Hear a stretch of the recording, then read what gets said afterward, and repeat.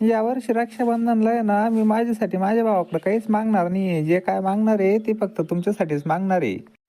माझ्यासाठी? अरे वा, काय मागणार आहे? रो हाऊस मागणार आहे मी.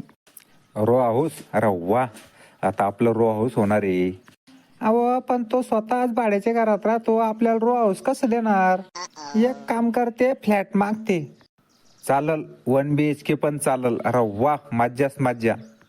अहो पण त्याच्याच गाडीचे हप्ते फेडायचे राहिले, तो आपल्याला रो हाऊस कसं देणार? एक काम करते, गावाकडे त्याची ना शेती आहे, ते शेतीचा अर्धा हिस्सा मागते. चालल चालल, शेती पण चालल. अरे वा, किती इतकं शेती द्यायला? 3 गुंठे. म्हणजे फक्त 1.5 गुंठे माझ्या नावाला. अहो 3 गुंठे त्याच्या नावावर नाही आहे, त्याच्या आजोबाच्या आजोबाच्या आजोबाच्या नावावर आहे. त्याच्यापर्यंत येऊस तर ते उरतच तरी किती? ते उरतच तरी किती? संडास बाथरूम एवढी जागा? एक काम करते, तुमच्यासाठी आता सोन्याची अंगठीच मागते. एक काम कर, काहीच मागू नको तू त्याच्याकडे आता माझ्यासाठी. त्याचा जाळ कर तिकडं, बाईच गुपचूप.